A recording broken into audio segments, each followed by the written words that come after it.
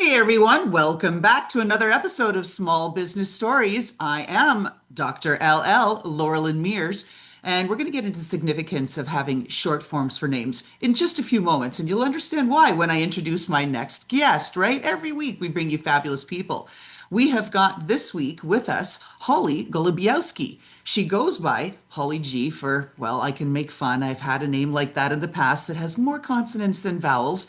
But it also speaks to some of the concepts we're going to get into is if you're not accessible as a leader, everything from your name to how you present, you may be not getting the followers that you'd hope for because you're creating some distance and you don't want to have that. So Holly G is there, accessible, executive coach, and she's a facilitator with leader skills. Hello, Holly. Welcome to the show. Thank you for having me. I'm excited to be here.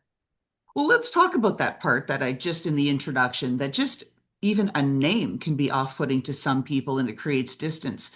Talk about the value of going by Holly G and how that's made you and your leadership style and coaching so much more memorable. Oh my gosh, it's been huge. I would say when people hear a name they don't understand or don't know how to say, and certainly don't know how to spell, that means they're not going to find you online. That means they don't even know how to Google you. So, it's definitely been an interesting progression. And when I first got married, choosing that name more to make my husband happy, because I didn't really care. And then it was oh crap, now what am I going to do? Because this is complicated and much more complicated than my maiden name. So that was when everybody I worked with at the time said, we're going to call you Holly G. And that was kind of a light bulb moment. Like my website, hollygcoaching.com, easy to remember. If it was Holly Golebiowski at coaching, it just would have been way more complicated. So yeah, it's definitely been much easier going by Holly G for brand recognition and just ease of searching for me. It's all about that visibility, right? Because signal distortion happens. It happens Hmm. to humans, right? We go like, oh, I can't process it. That's a name I'm not familiar with, or whatever. Maybe it's not my culture. Or Hmm. it also happens in AI systems, right? Compression, is it spelled this way here? And is it spelled that way over there? Are you Yeah. that duck or are you this duck? I don't know, Yes. right? It Yes. creates confusion. It's so true. Even my maiden name, Reinhardt, can be spelled like five different ways. So yeah, I've been dealing with it my whole life. Oh, I understand. People can't even spell my first name. So like I just give up. Everybody sees it and they always say Lorraine Myers. And I'm thinking, Who's no, that? no, just no, like way, way, way off, right? And they say, what's in a name? Well, here's a perfect example with this show here that we're on, Small Business Stories. It's gone through a couple of incarnations over its 6 seasons. It started off like a boss, and people thought, ooh, it's too chicky poo poo, not really broad enough, not accessible enough. Hmm. Then I helped Grit Daily News get off the ground and become a media company, and we created the Grit Files. Ooh, ooh, good, spoke to entrepreneurship and stuff, but people weren't entirely sure what that was either. Hmm. Rebranded it last year as Small Business Stories, and we are booked with 150 people over the next 18 months. Yep. So It's very clear what you're doing there then. Yeah, I think that's great. right, it's the signal. What's in a name? Everything can be in a name. So it's Hmm. about that accessibility. All right, so now we got all of that out, and we probably, beat it a little bit too far, but hey, there we go. What I want to get into, because I'm also a facilitator and do a lot of the work with different folks who are looking to upskill. And you can go down the path of edutainment, right? As a facilitator, you and I had a little of the preamble, like, oh, okay, we can be lighthearted, a bit Hmm. humorous, and all of that. And facilitation versus performance, right? Like there's some wiggly room. And then leadership training can become like performative, right? So, how do you know when a room is like actually transforming and absorbing what you're Ah. saying and teaching them versus, uh-huh, Holly, uh-huh, yeah, almost lunch, uh-huh, right? Yes. How do you know? Head nods are a very good sign. And there's a difference between there's some people in the room smart enough to know to nod their head even if they're not listening, but then there's also the people that are looking and engaging, nodding their head and making that eye contact. There's just a lot of body language in there that I can tell very quickly. And maybe it's the same content I'm talking about, but different groups, you have to present it in different ways or talk in a different style, even, to match the group. We work with so many different types of companies that's definitely been something I've had to learn over the years.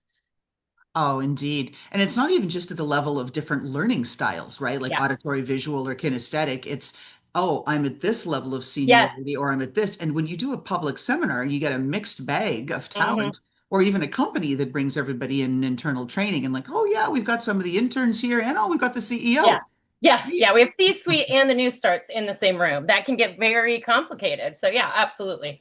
It it does. And then I want to pick apart a little bit this whole trend of virtual, right? Uh-huh. Everything's online. I mean, it is nice seeing things going back to some in person and people wanting a little bit more of that human connection and deeper, richer experience. But this online thing, ay, ay, ay, no one puts their cameras on. Oh So my as God. a trainer, right? How do you connect? Hello, hello, blank screens. If anybody is there, touch the screen. Let me know, right? Let me feel Yes. the heat. What do you do? Well, we require that the camera has to be on. For leader skills, you're only going to get out of it what you put into it, and companies pay a lot of money for people to go through it.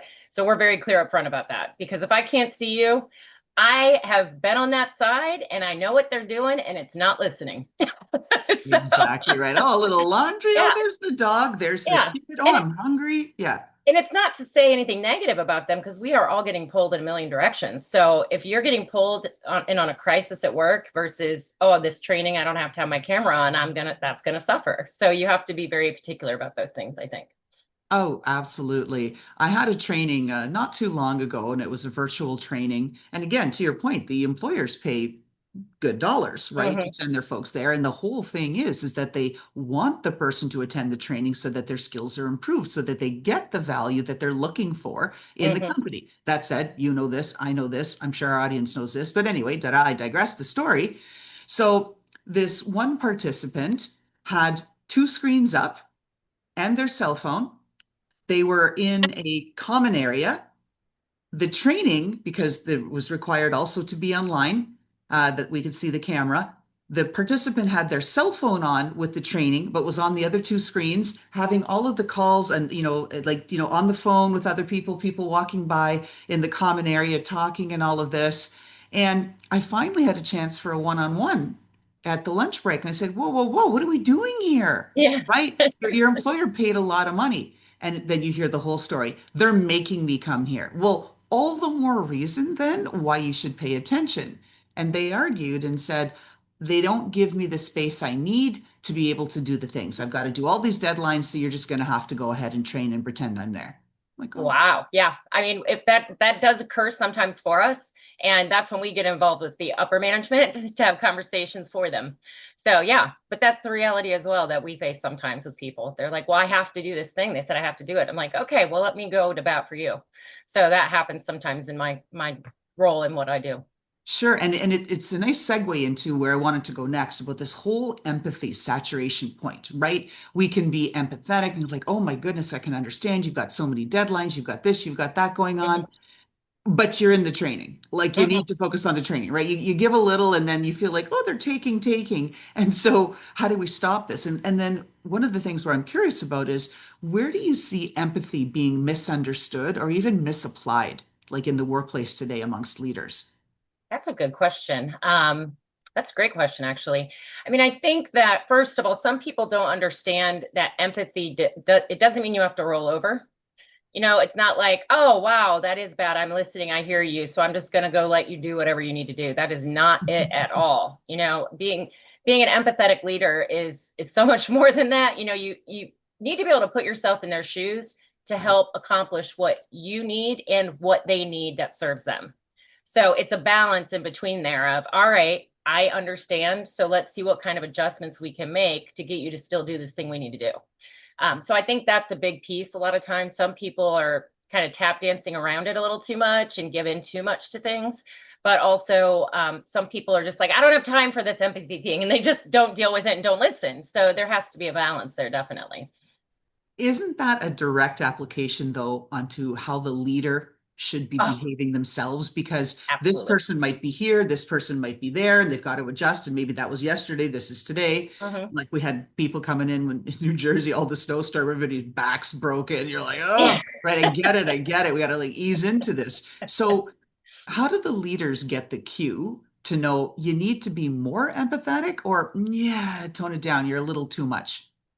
Well, this is a lot of what we deal with at Leader Skills, and actually part of what created it. It always starts with the leader.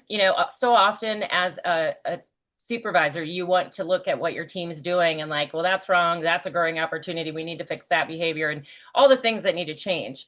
But they never stop. Very few stop and think, what do I need to change? Or have I created this problem? And honestly, that's how I got involved with the creator of Leader Skills, Nan O'Connor, because I was that boss.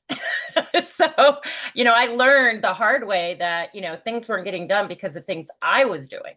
And while I thought, it was my way or the highway for a long time in my career, and that worked great, but it burned out a lot of people, and, it ultimately imploded. So, there's definitely, I think any leader that thinks they're good at their job and they don't need to do anything different needs to look in the mirror. If you have that feeling, then you're probably doing something wrong, because none of us are perfect at it, and none of us are born with it.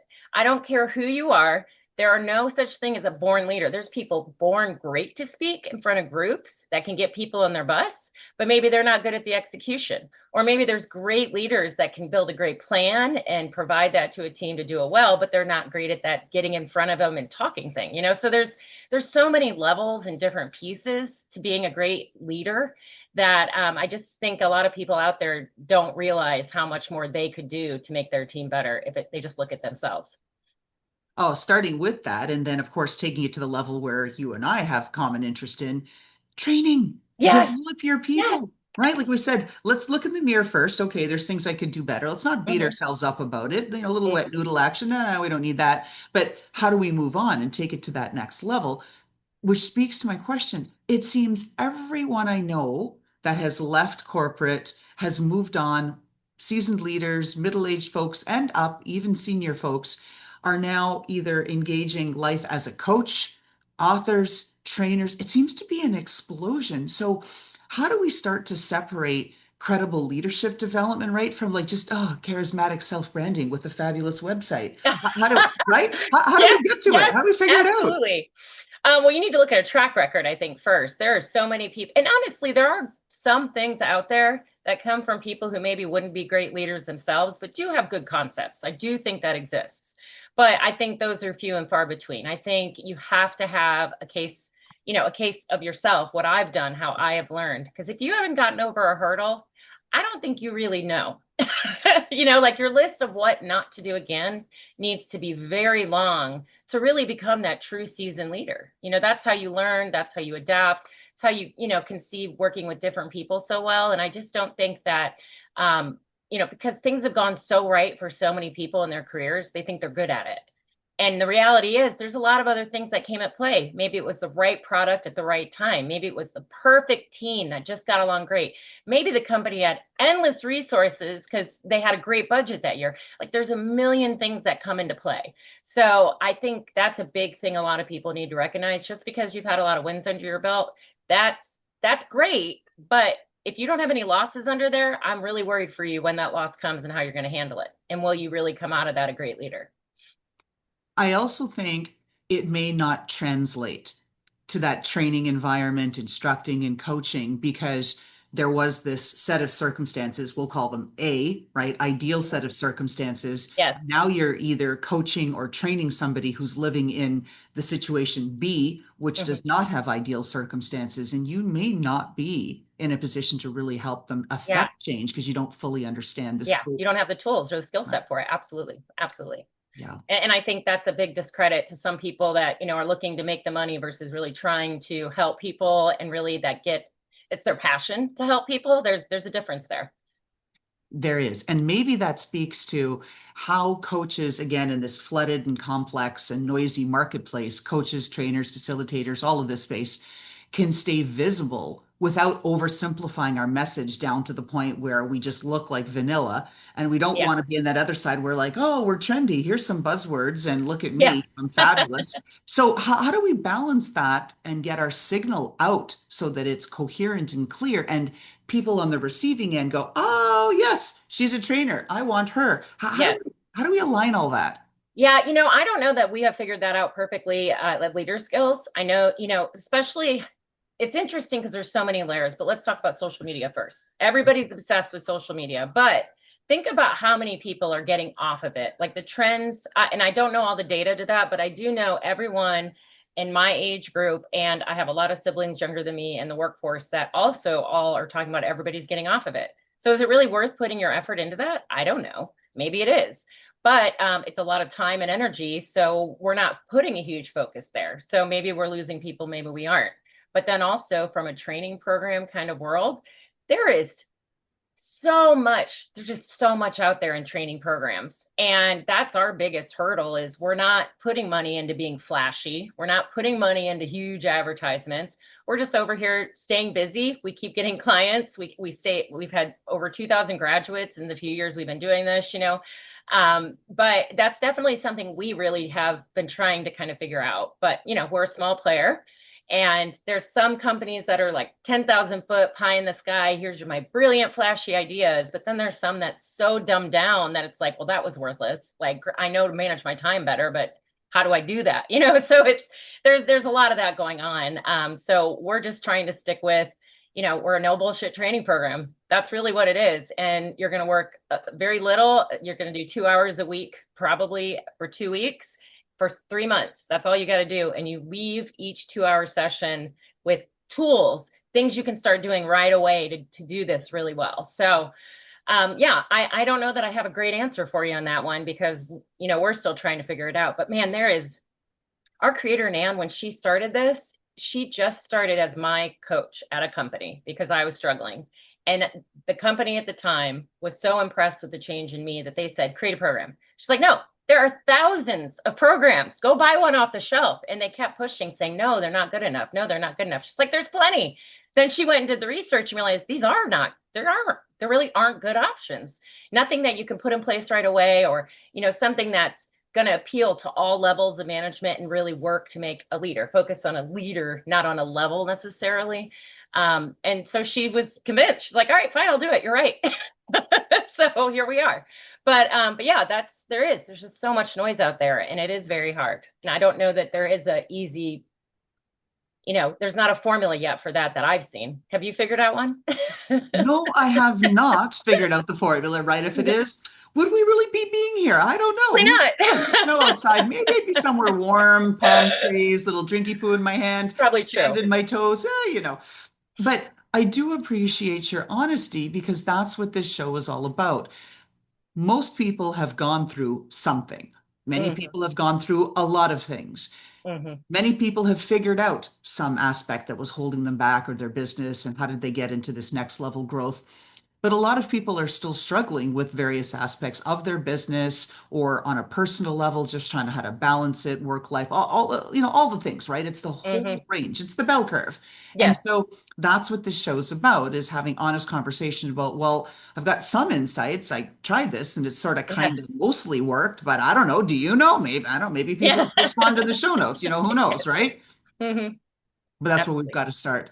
And I do think there's something to be said about your banner, like you put out as leader skills, pardon me, as the company, that it's all about no nonsense, Hmm. right? That's clear. And Yes, your boutique absolutely.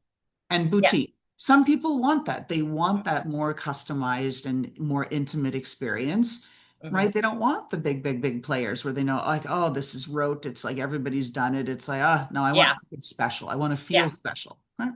Yeah, I always try to explain to people, we're not the company you hire if the board needs to see a big, like a Cisco of the world.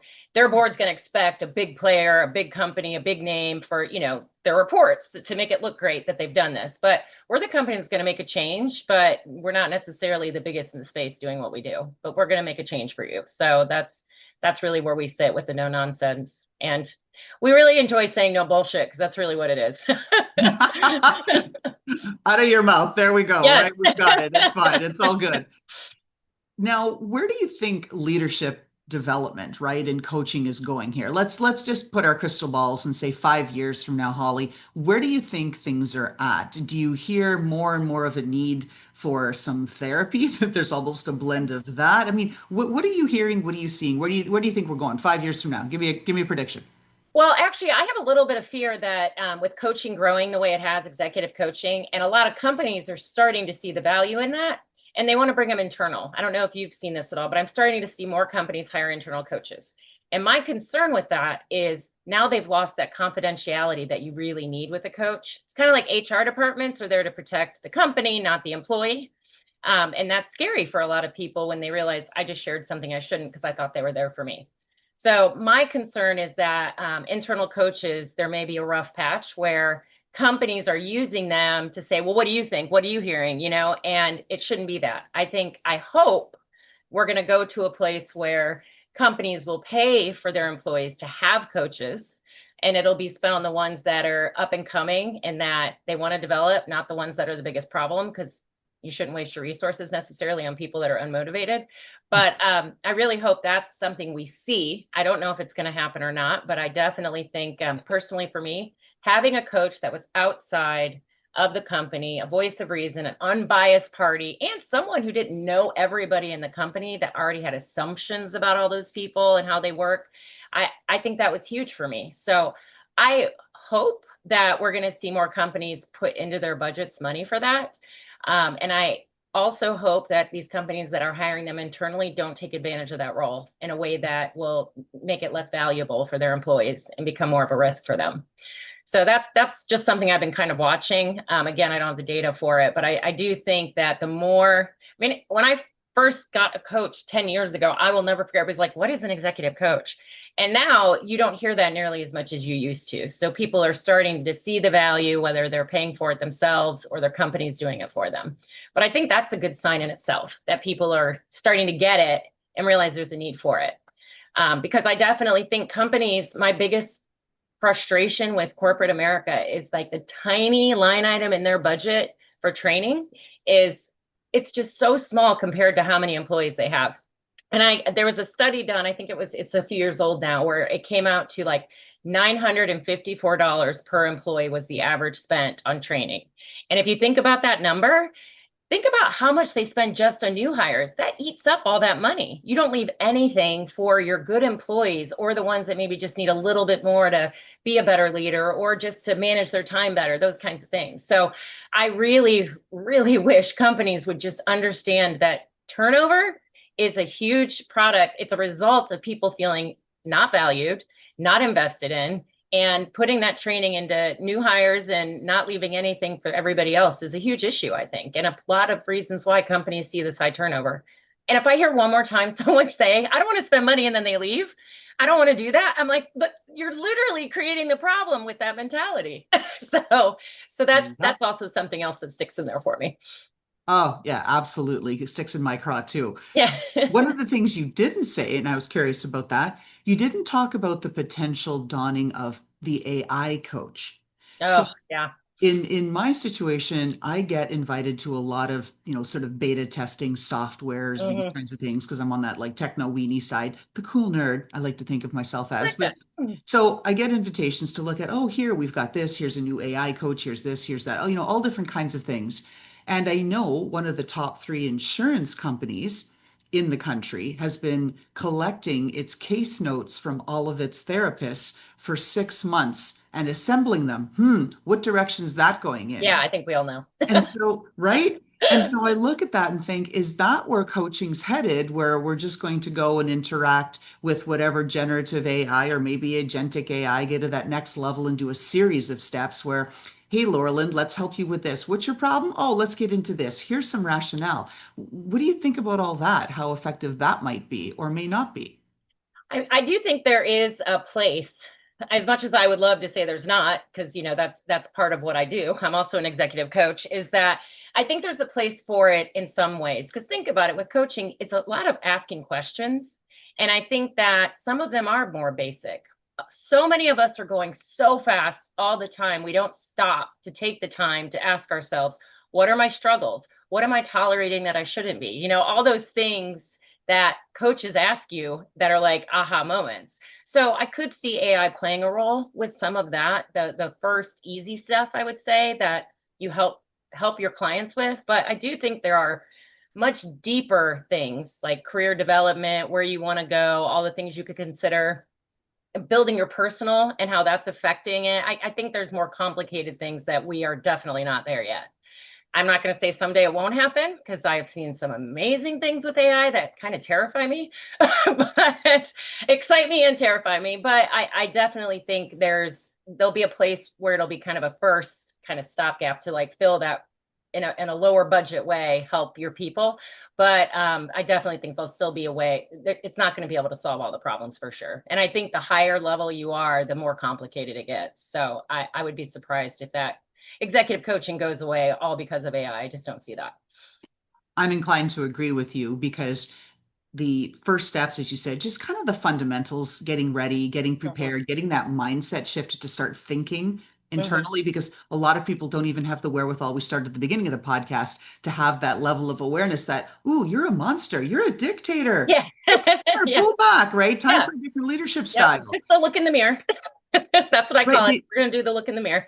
Right. They don't get it at first. And so I think that is a really potentially a very good way, get everybody sort of set up and get ready and primed for a coaching experience. I also think that we still need that level of intimacy in a Oh, yeah. connection. We got eyeballs. We're like, okay, is this going on? How do you feel? Ooh, that sounds like that must have been really tough. And genuinely reflect that back so that we can Yeah. break through and move people forward. Yeah. So Well, and to I- be emotionally invested with them. I mean, that's something AI is never going to give you. And I do think there'll be a period where people go overboard using it. I think like with all things, everybody went overboard with social media, but now it seems like people are dialing back. There's balances or people get tired of a certain thing. And, everybody in COVID loved working from home every day, but my husband will be the first to tell you he is actually going back to work more and it's been really good for his time management. So, everybody kind of finds a balance with these things, I think, as they occur.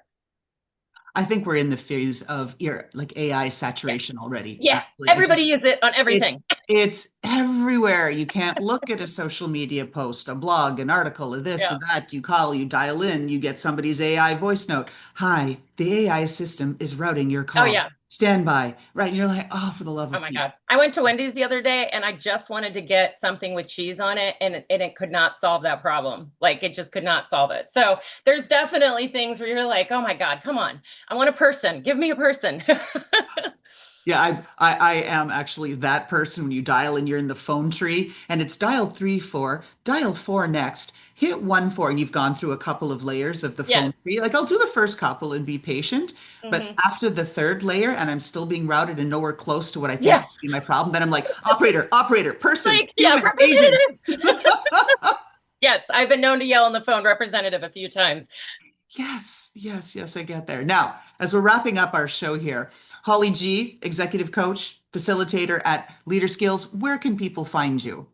Well, the easiest way is to go to our website. It's leaderskills.training. Nothing after that, just leaderskills.training. And there's a form online, you can reach out or call our number, which is on there.